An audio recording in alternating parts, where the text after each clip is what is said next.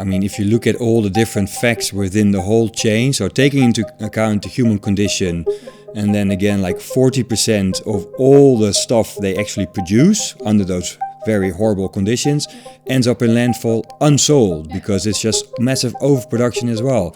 And so it's like the whole system is completely skewed. But other than that, everything can be repaired. For instance, for Rafa, which is a cycling brand, we do crash repairs for them. So they offer repair service for their customers. If they've crashed with their bikes, they can have that repaired for free. So you can imagine that can be pretty torn up, and we just repair it. Welcome to Circular Pioneers, the podcast where we explore the innovative minds shaping the circular economy. I'm Janina Nieper, your host on this journey. Each episode, we sit down with pioneering individuals, sharing their personal whys, challenges, and insights for creating a regenerative future. According to the British Fashion Council, we have enough clothes on the planet to dress the next generations to come for the next 100 years. And yet, 92 million tons of fashion items end up on landfill.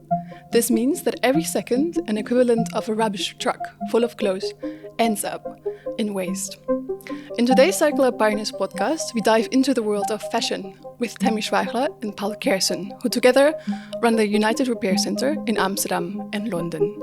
Putting people first, one piece at a time, they are set to bring a fashion revolution by offering alternatives to buying new.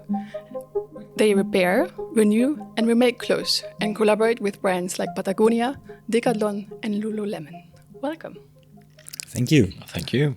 To set the stage, for those who might have never heard of you, where are we here? We are at the warehouse of the workshop of United Repair Center in Amsterdam, which is beside Sloterdijk of in Amsterdam West. Yeah, for those who might see this, in the background you see also the space where the clothes are replaced. So we're really in a place where repair happens. In the heart where it all happens, yeah. For sure. Yeah, all right, you can see. But going back to the very beginning, where did it begin? What was your aha moment? If we start with you, Thami, was there an aha moment where you said, this industry is going so wrong, we have to change? Well, absolutely. I think we have been working in the field of circular fashion for a few years already. So previously, co-founded a company called Makers Unite, who works with sustainable fashion and integration.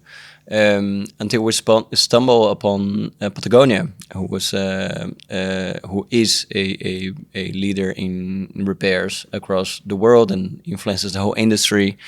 And I realized that brands are just not repairing clothing. So together we thought on how to create a scalable plan to help brands to understand what does it take to repair. And that was definitely an aha moment, because we also realized that a lot of jobs could be created in the circular economy of textiles. So we got to converge the plan into a company that will bring this together to create jobs for people with the distance to the labor market. So you basically saw a gap in the market, saying we need to repair. There is no company yet who basically picks this up as a problem.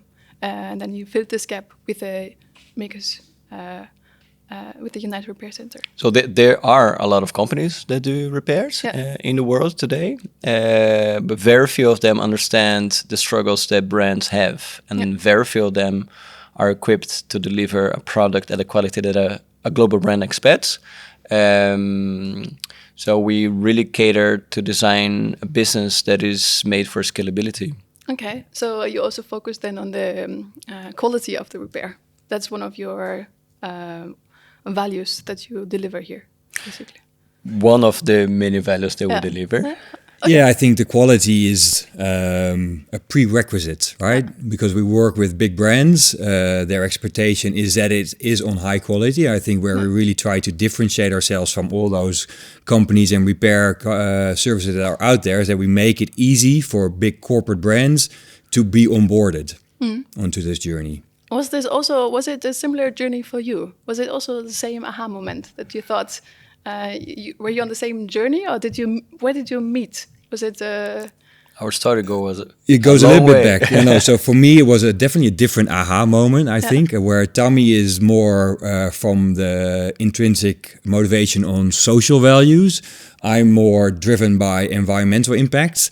We got connected, I guess, in 2018 for the first time when I was appointed or sort of introduced to Thami as a mentor to help him sort of scale up Makers Unite through Impact Up Amsterdam. And then when I returned a few years ago from living abroad for a few years, I got back in touch with Thami. And I've worked in the impact space for a long time. I got back in touch with Thami, and then he said like, "Hey, I have this new idea. Maybe we should have a talk."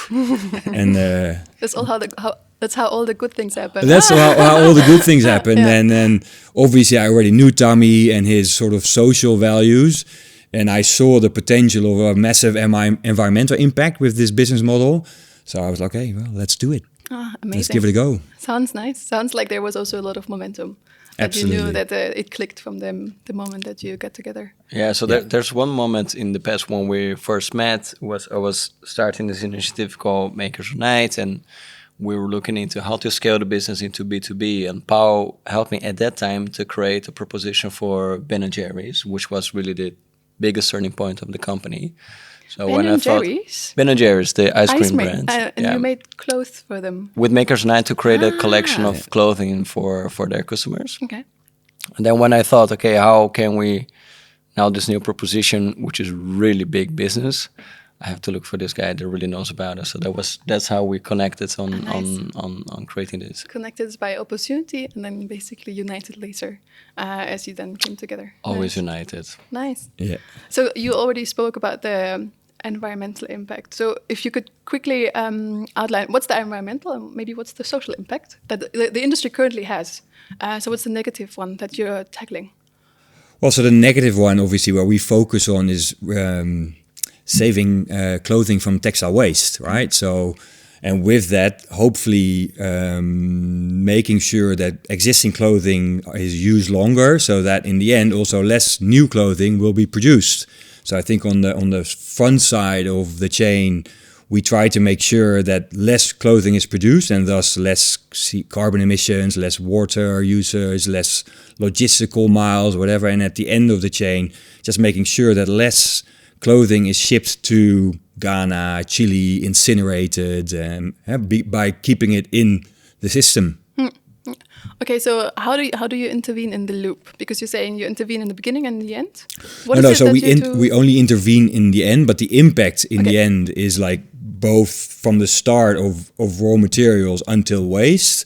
We intervene at the end, so post user phase basically, to make sure that clothing is worn longer than it is now. Yeah. Do you also have some sort of collection points that? How do you identify which clothes can be extended, where you can extend the lifespan? Do you have, how does the clothes come to you? Yeah, sure. So we work B2B, so we work directly with brands. They offer the repair services or the renew services to their customers. And then the customers, either they deliver it to a store or they send it to us directly. And that's the way how it comes to us. Okay. And do you also see, for instance, that certain brands are easier to fix than others? And could you then also give, for instance, advice to some brands being, this is what you could do in order to create better repairable clothes? Is that also something that you are working on? 100%, yeah. I mean, I think in theory or even in practice, everything made out of textile we can fix and we can repair, right? So it doesn't really matter. Obviously, more technical clothing or more high-end clothing might be a little bit harder to repair in a way that it's conform functionality or aesthetics. But in theory, everything can be repaired. So you never had any item that you couldn't repair? Well, there is obviously a boundary in terms of what the brands allow us to repair in terms of costings. So we set like a maximum repair price for something. But other than that, everything can be repaired. For instance, for Rafa, which is a cycling brand, we do crash repairs for them. So they offer repair service for their customers. If they've crashed with their bikes, they can have that repaired for free. So you can imagine that that's can be pretty torn up, and we just repair it. Oh, nice. Yeah. And repaired versus new. If a customer now buys that, what can they expect cost-wise? Is repaired always cheaper, or is it the same price as new? Is there, or are the services that you offer included in the brand offering? How does that work? So repair is embedded in the price of retail for certain brands. And certain brands have this as an external operation. So for instance, if you have warranty, the repair will be embedded in the price of clothing. Yeah. But we see a lot of brands that have either a paid service, so they will charge the consumers for repairs. Other brands have a hybrid service that they offer warranty to a certain extent. And after this, you're going to have customers willing to pay for repairs. But overall, we see that the understanding of brands that they should pay for repairs is growing. And at the same time, the understanding of consumers that they are also willing to pay for repairs is growing. And we work together with each brand to understand what is the best segment, what is the best type of customer that they have, how the system sits, is it for warranty? Retours is a big thing. A lot of brands have a problem with retours that have to replace with new clothing. Repairs are a much more affordable option. So we work together to create these programs that suit to their needs and fit the customer demand. Okay, so basically with changing awareness, there's also a changing financial viability. The more awareness there is, the more they're willing to pay for it. The more it's also able to sustain, continue, and grow and scale. Yeah, to some extent, absolutely. Yeah. And I think maybe to add on to that with upcoming regulations from European Union, for instance, there will be an additional cost coming into place when they do not offer circular solutions. Yeah. Right. So from now there is a ban on incinerating unsold goods, which was I think voted for 2 weeks ago or something. So now they have to pay for either getting rid of that unsold goods, or they can just put it back into the system by letting us renew the clothing and then still be able to sell it. Yeah, so it also becomes more attractive Absolutely, by upcoming legislation. So we're now in May 2024. When is this legislation coming into place? Do you already know? Or is it because you say it voted 2 weeks ago? Yeah, so there's multiple directives and legislations and laws. I think it will be spread out over the coming 2 to 3 years, and it's really all implemented also within the different member states. But the first pieces of legislation are already in place. Yeah, amazing. Yeah. That's also very good news. With very good news to hear. With also we also heard from Circular, who said, rules are tools. Using also the legislation as a kind of toolkit.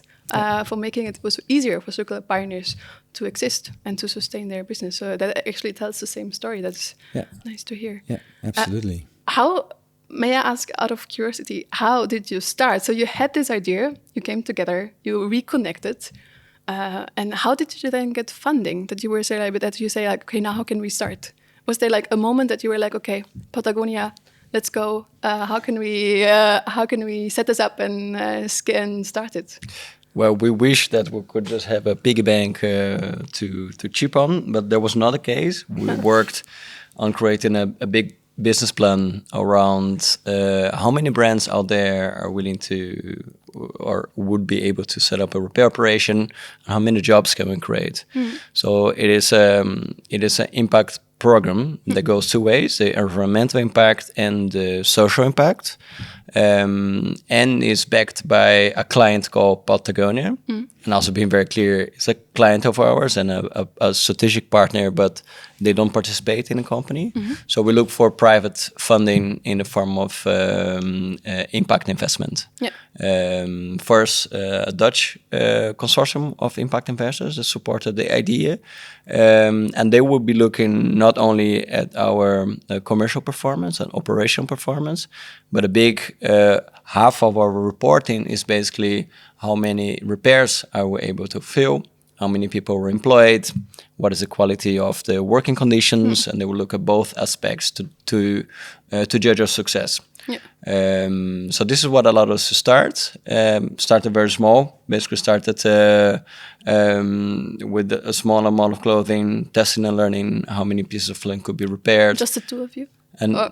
no. We are way better behind the table than behind the sewing machine. No, So that's really okay. interesting because we count on the expertise of a lot of newcomers with a tailoring background that help us to deliver the quality that we needed to deliver in order to set up the program. And this went growing bit by bit. Now we're sitting in a location where we employ 25 people. Amazing. And in London we employ now 5 people, and it's only 2 years. So we are very, very, very enthusiastic about how the business has been developing. So it is, from a business point of view, it is not a foundation. It's an impact-driven, profit-making company, correct? Absolutely. So I mean, we really want to be a business, and we want to make profit, because that's, in our view at least, it's the only way that enables us to scale this. And we want to scale this because, as we just discussed, the problem is massive, both environmentally and socially. So we want to make sure that we offer this solution across Europe and maybe even at some point across the world. And the only way to do it is if we are a profitable business. So you're working with the system to change the system. Exactly. Basically. Nice. How did the industry react when you started? Was everyone enthusiastic? Did you immediately have a lot of clients, or did it take a bit of time of convincing? Or do you see really also, you already spoke about the change of awareness. Do you really see this coming throughout the years, or was the industry immediately hooked by your idea? Yeah, so I think the initial reaction that we had was very enthusiastic. I think it, of course, helps a lot that we have Patagonia spread in the world of the work that we do, because they also lead the industry in terms of sustainability. So that attracts a lot of brands to come to talk to us. And being very honest, we've been 2 years on the road and we still couldn't start a prospection list. It's been brands keep coming and asking how does the business work. It is very complex to install a repair operation within a brand, so it can take a year or even 2 years in order to create a repair program, because you're really working all layers of a company vertically in order to install a repair operation. We call it an inverted supply chain operation, so it's very difficult. And we basically pioneered on understanding how do we transmit this knowledge that Patagonia has, to other brands. When you're going to have brands that say, oh yes, I really want to do like Patagonia does, but we have a lot of brands that say, we're just going to do it. We're not Patagonia, so help us to learn how to do it, because for some might be easier than for the others. And ever seen pioneering on also understanding brands, understanding the challenges, pioneering our service, most importantly, pioneer our technology, which is something that doesn't appear here, but it's also the only difference between this warehouse and a repair shop on the corner is a technology that we have behind. So I've been investing a lot into developing a digital platform that connects us to brands, and a service that is safe for brands to operate, and building this bit by bit in order to create this scalable business that we're looking at. Yeah. And just to add on to that, there is a lot of interest, and there has been a lot of interest, but it's definitely pioneering, right? As according to the title of the podcast. It is pioneering in a startup phase still, and we encounter new challenges every time we solve the previous one, and that's just, I think, the way it goes. And I think a very exemplary anecdote is that there's the ISPO, which is like the biggest trade fair in Europe for outdoor sports and brands. When we just started United Repair Center, we went there for the first time. And Thami and myself, and we went to all these stands, and none of the brands wanted to talk to us. None of them were interested in repairs. And then just the last version, half a year ago, they were almost lining up to talk to us. So I think maybe partially due to our work and sort of being out there, but also due to the overall awareness and upcoming legislation, we see a massive shift in the market. That's good to hear. Yeah. So there's a shift also of consumers, but also of companies saying, show us how to do the Patagonia way of working. I like that. Yeah. I like that saying. The human aspect of repair. Of course, we're here in Amsterdam. Just before the podcast, we could also see the people behind your company who are working here. What is the human and the social aspect of repair? Well, I think for us is the core of our business. We really believe that we creating a business to create valuable employment for people that really have a hard time into finding it. But if you look into the biggest scheme of things, you see that as long as the problem of the clothing industry globally, migration is one of the biggest problems in the economies we're facing today, and we'll be facing more and more in the coming years. And every developed society will be facing this to a form that will be very challenging to deal with. And we realize that repair has to happen locally. So you basically don't send your jacket back to the Far East to repair. It's just too far away. So we have to repair locally and close to the markets, and the skills are just not there. The talents that we have on Western countries of repairs, they move together with the industry. So that brings a knowledge gap. So part of our business is creating education and looking at people that need jobs, connecting these two, and creating these chances over here. So you work intentionally with people with a distance to the job market, and then you work together with initiatives that also then help you basically give them work to start a foot in the society in Amsterdam to then take a step from there. Is that no, we are the end stop. We create the job. Okay. So people are unemployed and have a distance to the labor market, and we are providing real jobs. So, and what we have addition to this is an academy. So we developed the United Repair Academy that will teach people that are unemployed to become certified tailors. And after completing the education trajectory, they get a guarantee of a job here. Beautiful.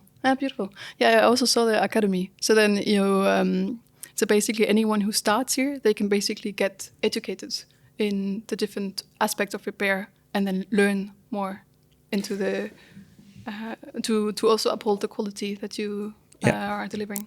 So we hire at different levels, basically, right? So we hire tailors and seamstresses that are very experienced, but that have a refugee background and just don't. They come into the Netherlands, they have no clue where to find a job, they don't speak the language, and we don't mind. So we have, through the help of the city of Amsterdam or refugee organizations, we get in touch with these people and we reel them in, basically, and we provide them with not only a job but also a sense of community. So that's those are experienced tailors. We also hire lesser experienced, and then we have a little bit of a sort of an onboarding training scheme.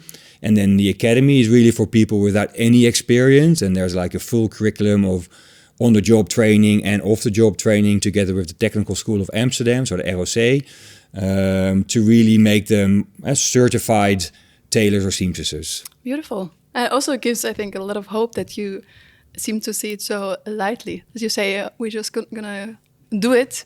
Are there any challenges that you run up against? How do you communicate? Is it all in English? Does everyone speak English? Or body language? Body language. Nice. Yeah, no, absolutely. And that's why we really do this out of an intention and a purpose. It's very challenging. We really have to adapt always in terms of communicating or making sure that the team is trained. So if you look behind you, there's a repair manual, for instance, and instructions are all drawing, for instance. There's no wording on the communication, so everybody can understand. But we work a lot of effort in order to bridge the communication between them and making sure that the team is feeling in oneness. Nice. I love it. Nice. So, so how can we basically solve a problem by not only targeting an environmental but also a social issue that we face? And also maybe again there, like if you look at the bigger scheme of things, or at least that's how I feel about it. If we look at the world out there right now, it's pretty messy, right? With stuff happening in the Middle East and Ukraine and everything. And here we have people from all different walks of life, from all different backgrounds and cultures, with all different religions, sexualities, even genders, and they all work perfectly fine together. And We have from the super conservative, maybe Syrian gentleman to like a young non-binary person. And when it's somebody's birthday, we all celebrate together and we do the Polonaise together to celebrate, right? And it all goes perfectly well. So from this bigger scheme of things, it's also like proving that, hey, we can do it together, right? There's no need for quarrel. And I know that's also something that really drives me and Thami, I think, to just show and experience that it's doable. Nice. So uniting differences. Exactly. Yeah. So you're not only united. Yeah, that's also where maybe the name then 100%. united There you go. makes a lot more sense now. Nice. You always speak about making repair cool. How do you do that? How do you make it cool? Yeah, so if you look at repairs and the way they happen maybe a few generations ago, it was the most normal thing. So you have probably a tailor on the street, or you had the clothing manufactured close by, or a family even, and it was a logical thing to just repair it. Somewhere along the way, in the last 25 years, because a lot of different types of marketing, repairs are not cool anymore, because you should just buy new, and discard your clothing. So we really believe that it's fundamental to make repair cool again, to make just the very normal thing to do. And we make an anecdote every time that we believe that repair today is like becoming vegan 10 years ago. It is something that's coming up. If you look at magazines, also fashion magazines, finally you get people to repeat clothing, to bring a creative repair out there. So second-hand clothing is not a myth again. So we really see the trend in the market on becoming cool again to wear repair clothing. And behind this, we'll do a lot of research as well. So we understand that there's a lot of stigma as well in terms of wearing repairs. For instance, people with a higher educational background will see repairs as a sustainable choice, as opposed to people with less education, they will see repairs as opposed to be able to buy something. So we also are working on the messaging around repairs, because we really believe that it's fundamental for people to see that there's nothing dirty about repairs. It's really something that can be really cool. Yeah, and to add on to that, I think from a super practical perspective, we want to make sure that the customer experience of repairs, of the repair journey or the renewed second-hand clothing journey, is as good as buying something new, or maybe even better. Right? So that's also why we have high standards in terms of throughput time. So we promise that the repair comes in and out within 7 days. Obviously, it's not the same as when you go to, Amazon or Bol.com that you buy today and you get it tomorrow, but still it's within a reasonable amount of time. It's also why we've created this digital platform, so that even online in a sort of standard e-commerce flow, they can buy their own repair or they can order their own repair. And then there's like an email flow, which keeps them up to date with a little bit of storytelling. And then even on the repair itself, when we repair it in a creative manner, so that it's actually a visible repair, it suddenly becomes a unique piece of clothing, right? So every piece of clothing, this one, our jeans, Thami shirt, there are tens of thousands of items that are exactly similar to this one. When we repair it creatively, there's only one of those items and people love it, right? We receive postcards, letters, thank you notes, candy, because they are just loving their creative repair. And then suddenly, hey, I have a unique new jacket now suddenly, although it's 20 years old, nobody else has this jacket. And I think those are the elements that really make it cool and desirable.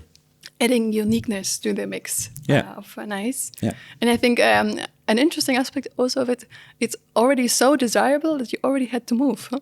You started, because I remember that you started in the Halle, which is also a place in Amsterdam West, and now you're close to Sloterdijk, and here is a bigger space. Is it because of you just needed a bigger space? It was just too small before? Yeah, no, absolutely. I think we outgrew there in 6 months when we started. Yeah.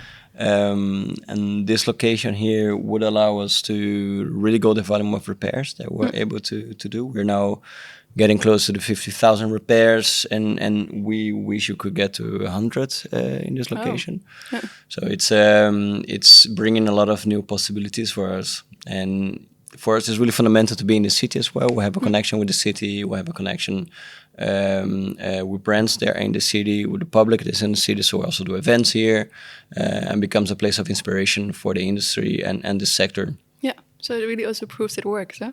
So that's Proves also it works, absolutely, yeah. Yeah, nice. Yeah, nice. If there's one advice that you could give to anyone listening, either who wears clothes or who produces clothes, so that's everyone, what would you give to someone, to an individual, to a consumer, and what would you say to a producer?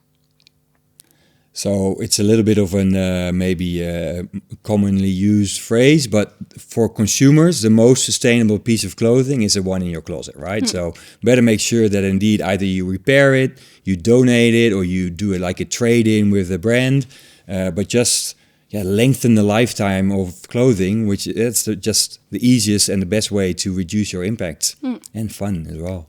Yeah, agreed. Making it fun as well. Yeah, nice. Same for you? Yeah, I think definitely for us is go get to know the repair shop around the corner and talk to the tailor. Yeah. I think we have our work on growing the repair movement, which is part of our mission. But we also want every repair shop around the corner to grow and the service to grow and the amount of repairs to grow. And I think this really has to do with the relationship between end consumers and the repair experts. I think that's also in Amsterdam, you see a growing movement of repair cafes. It's also something initiative that started in Amsterdam and that is also really growing, where you also see that this kind of consumer behavior changes, where people go, if something is broken, I don't want to throw it out. First, I give it a try of how to fix it. So I think I must confess, I started really trying to repair everything that breaks at home. Yeah. Since I started the company, so just to prove matters, and it's really, really hard. Yeah. And I had to weld my bicycle, couldn't find a welder. I had to fix my turntable, couldn't find a place. It's really difficult. Yeah. Takes some effort, so that's why I try to make it a little bit more accessible. Yeah. Making repair cool and accessible and also social. Nice. Going back to the coolness, how can we translate this to the circular economy? How can we make the circular economy cool in general? That's a big question. Well, I would say, again, make it tangible for the end consumer and easy in the end, right? So I think a lot to do with circular or even sustainable solutions in general. People really think like it's complex and it's high tech and thus far away and hard to understand.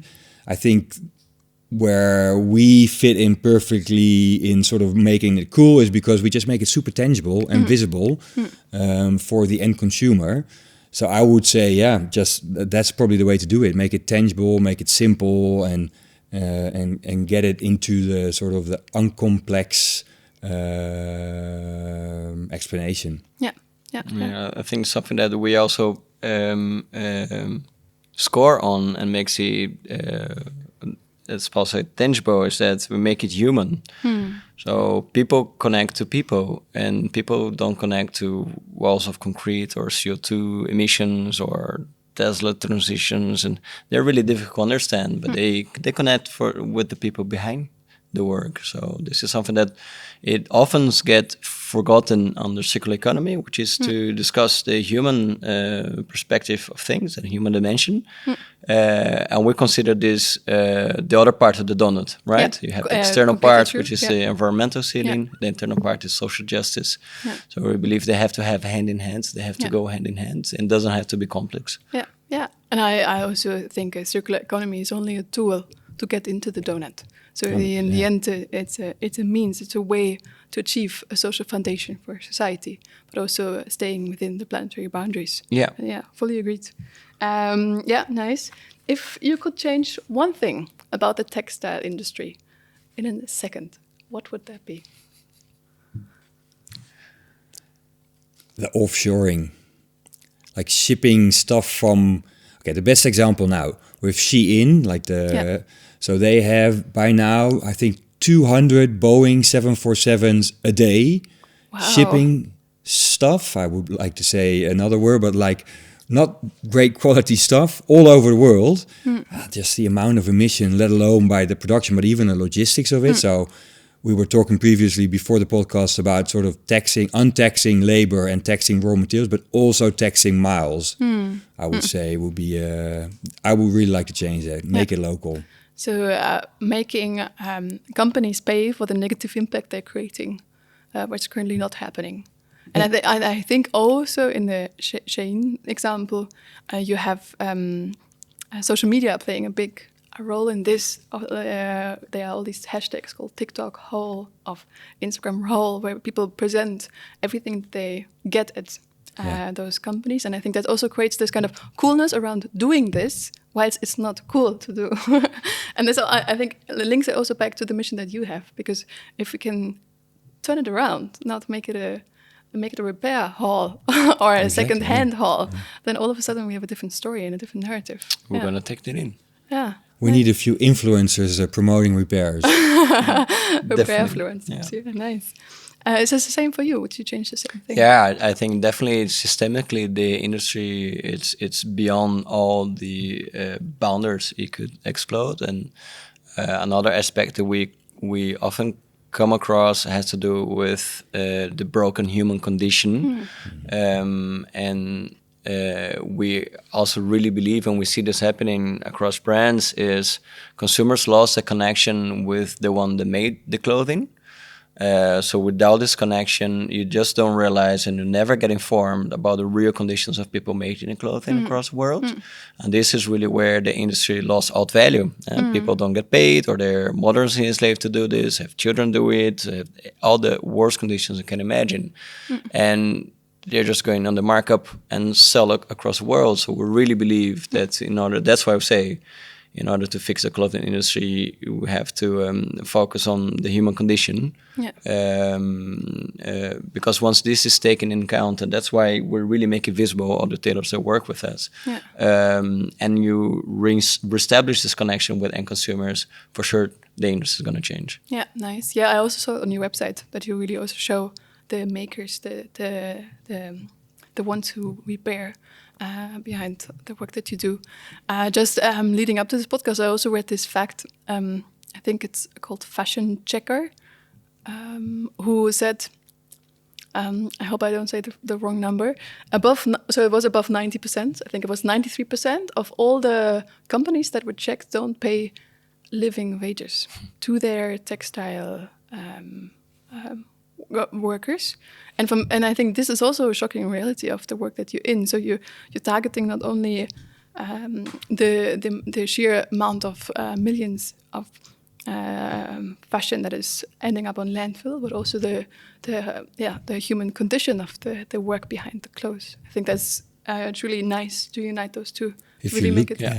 I mean, if you look at all the different facts within the whole chain, so taking into account the human condition, and then again, like 40% of all the stuff they actually produce under those very horrible conditions ends up in landfill unsold because it's just massive overproduction as well.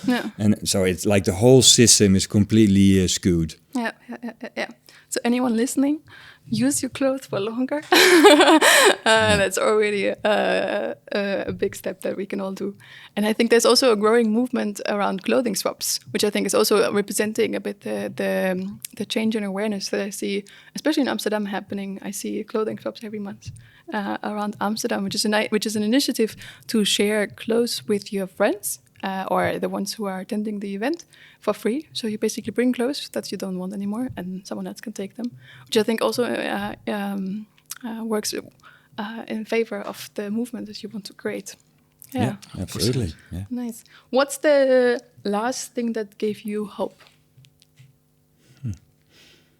I'll let you go first. That gave me hope.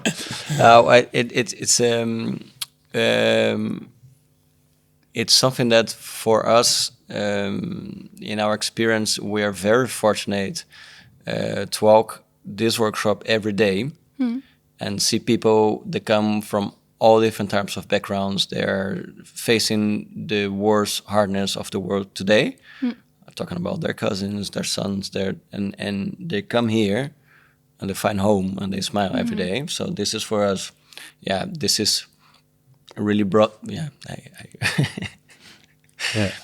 it really brings us to do what we do. Yeah. Yeah.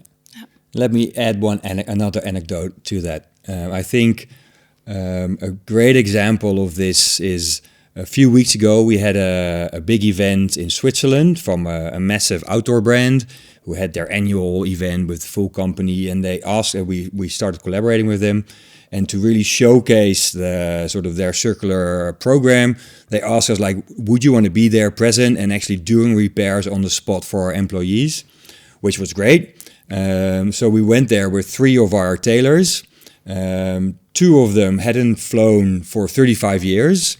So for them it was like a massive life thing, right? So suddenly they were able to go on a plane again, and besides the environmental impact, but for them it was a big life event. And maybe one other guy, he just fled Syria about a year ago, and now he was on business trip to Switzerland, right? So in terms of hope, and that this guy was just fully amazed by being there in Switzerland, in the Alps.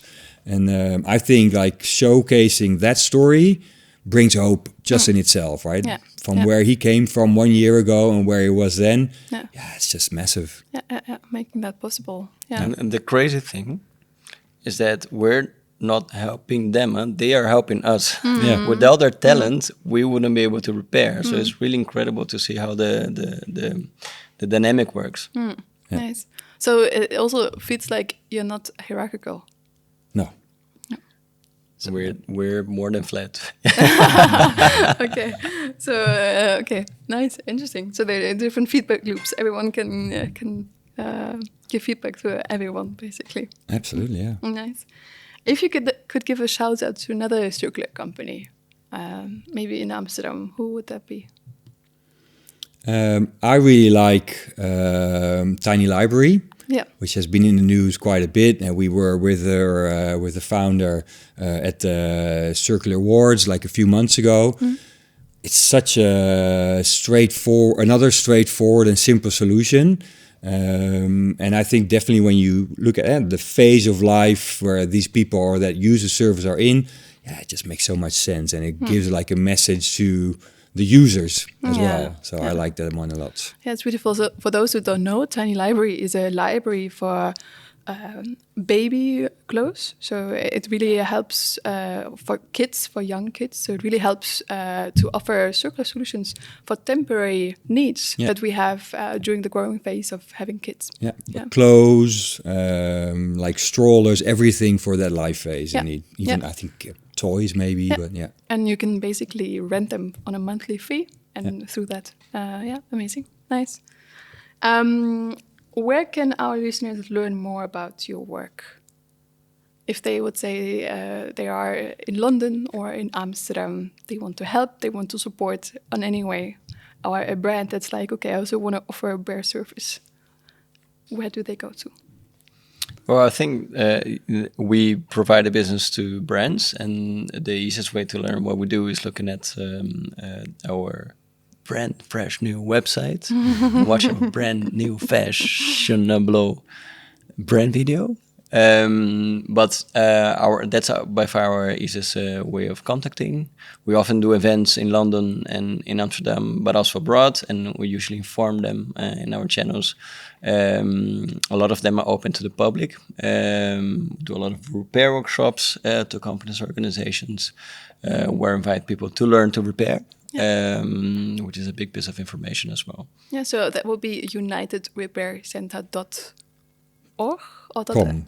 Yeah. Okay, .com. Yeah, good to know. And how can they join the repair revolution? Well, by sending in repairs, of course, or going to their local tailor on the corner of the street. Yeah. But just jumping on the wagon and start repairing clothing. Nice. Okay. Yeah. Thank you, Thami and Paul. Thank you for showing us the insights of a business that not only has environmental impact, but also works on the social foundation of a society. by offering an alternative to the human condition of the fashion industry. It was amazing to get a peek behind the curtains of what you do here at the United Repair Center, and it also gives me hope that it is a viable business model, and that apparently there's so much demand. There is so much demand, not apparently, that you are quickly growing and already up and running on 2 locations. So thank you for sharing all your insights. It was a pleasure to have you. Thank you very much. Thanks a lot for watching Circular Pioneers. We bring the stories of the pioneers to you, to inspire you and to create action. Support us by subscribing, liking and sharing. If you know someone who can sponsor us, share the link of our Circular Pioneers podcast. Your support is much appreciated.